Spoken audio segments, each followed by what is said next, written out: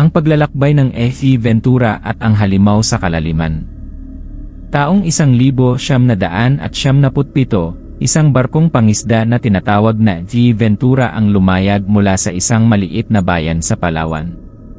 Ang misyon ng mga tripulante ay maghanap ng pinakamalalaking isda sa malalim na bahagi ng West Philippine Sea. Kilala ang mga tripulante sa tapang, pero lingid sa kanilang kaalaman. Ang kanilang misyon ay hahantong sa isang nakakatakot na bangungot. Si Manuel, ang kapitan ng barko, ay isang veterano sa laot.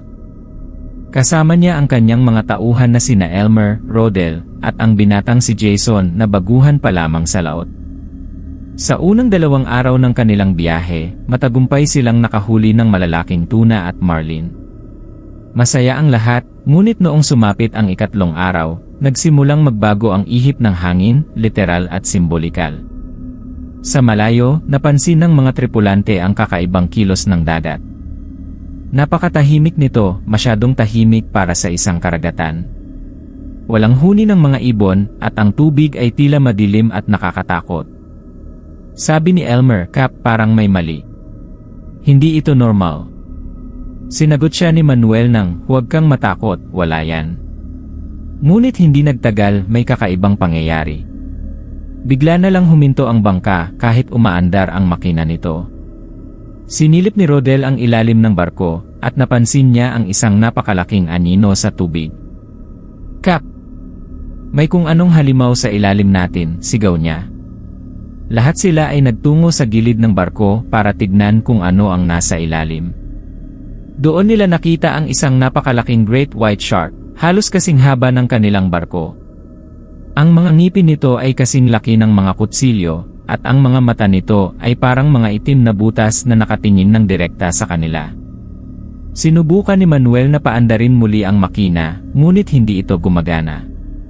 Nagdesisyon siyang maglabas ng tuna mula sa kanilang imbakan at itapon ito sa tubig bilang pampalayo sa halimaw. Ngunit sa halip na umalis, ang dambuhalang pating ay lalo pang lumapit. Mukhang hindi isda ang gusto niya, sabi ni Jason, na nanginginig sa takot. Biglang tumama ang ulo ng pating sa ilalim ng barko, dahilan para umalog ito ng malakas. "Hawak sa post! Huwag kayong bibitiw," sigaw ni Manuel. Ang barko ay tila isang laruan lamang sa harap ng dambuhalang nilalang. Isa pang malakas na bangga ang nagmula sa pating, at ang ilan sa mga gamit nila ay nahulog sa tubig. Napansin ni Elmer na may isang bangka sa di kalayuan, kaya't nagpasya siyang maglabas ng flares para humingi ng tulong.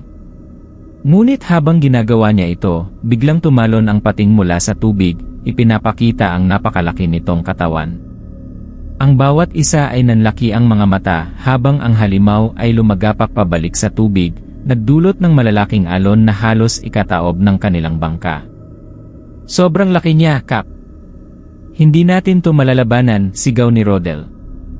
Nagdesisyon silang sumakay sa lifeboat bilang huling paraan.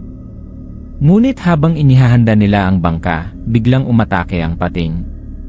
Tinamaan nito ang gilid ng barko at tumilapon si Jason sa tubig. "Jason!" sigaw ni Manuel. Nagpapagulong-gulong si Jason sa alon, ngunit bago siya makalapit sa barko, bigla siyang hinila pababa ng tubig. "Si Jason!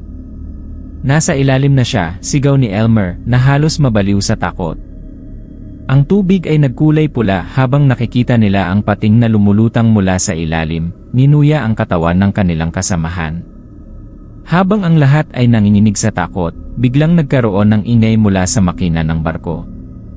"Naayos na pala ito ni Rodel. Kap, gumagana na. Aalis na tayo dito." Sa takot at pagmamadali, pinaandar nila ang bangka sa pinakamabilis na kaya nito. Nakikita nila sa kanilang likuran ang dambuhalang pating na patuloy na sumusunod.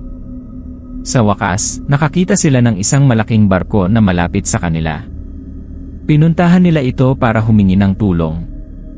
Nang marating nila ang barko, umakyat agad ang mga natitirang tripulante. Ngunit habang sila'y tumitingin sa dagat, nakita nilang umikot muli ang pating at dahan-dahang lumubog. Ayon sa mga eksperto, ang Great White Shark ay bihirang umatake ng barko, ngunit ang laki at lakas nito ay hindi dapat baliwalain.